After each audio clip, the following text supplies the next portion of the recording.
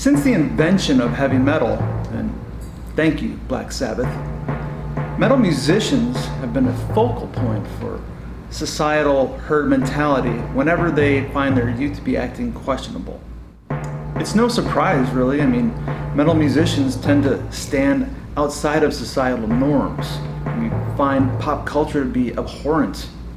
Even our lyrics are far more intellectual, typically speaking. We tend to stay away from the whole "ooh yeah baby" kind of lyrics. Well, okay, maybe not with Kiss so much, but they get a pass. Not only do our song lyrics tend to be more intelligent, they also tend to be much darker, of course. Heavy metal touches on subjects that other kinds of music are afraid to embark on. We look deep within human psyche, often at the parts that people are afraid to face. In their song Tragedies of the Great Apocalypse, Dimmu Borgir wrote, "We who face the darkness of our hearts with a strong fire." I would liken this to how metal musicians write their songs. We're not afraid to explore song topics such as fear, death, anger, war, rage, sin, and the devil.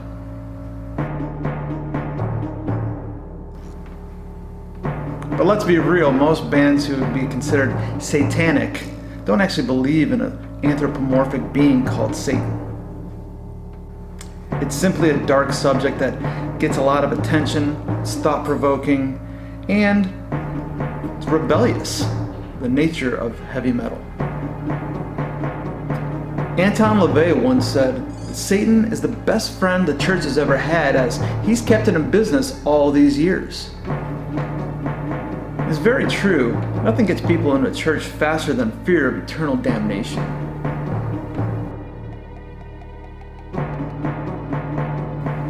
Fear is an important tool of religion, and one of the things it truly requires is a devil to pass blame onto. I'm not trying to tell you what to believe, and quite frankly, if you feel comfort in the idea of an all-knowing deity watching your every move, hey, embrace it. But when a religion permeates society, infusing a belief system of pass the buck, such as "the devil made me do it," or "I can just ask forgiveness tomorrow," it tends to create a herd of people who refuse to accept responsibility for their own actions, thus always passing the blame. We've seen this time and time again in heavy metal music. Think about Judas Priest, Ozzy, and Slayer, all of whom have been to court because some parents of a child who killed themselves had to blame those bands for their music as being responsible.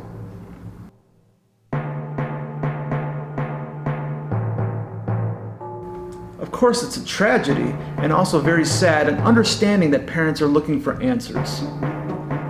But think about how ridiculous it is, the idea that bands would want to kill off the people who buy their music. Remember the Columbine shootings? Marilyn Manson got a lot of heat just because the two gunmen, boys actually, listened to Marilyn Manson's music. Of course, nobody asked the parents how they didn't know that their kids were building pipe bombs in the garage. But when asked what he would have said to those kids, Manson famously answered, "I wouldn't have said anything. I would have listened." Marilyn Manson is a scary-looking artist, but he's just that, an artist. But it's that herd mentality that fears what they don't understand. Metal music tends to reflect the darkness that resides within all of us. It's basically a mirror showing that animalistic side of human beings. The kind of people who fear this music the most are the ones who have made documentaries about serial killers and rapists the #1 watched television shows in the country. Parents. They're just afraid to admit what they truly have an interest in. And just like those documentaries, musicians aren't encouraging this kind of behavior. They're basically just telling you what they see. This reminds me of more words of LaVey's, that man is just another animal, sometimes better, but more often worse than those that walk on all fours, who, because of his divine spiritual and intellectual development, has become the most vicious animal of all. So if heavy metal music does reflect that dark, animalistic side of human beings, then maybe we are their devil.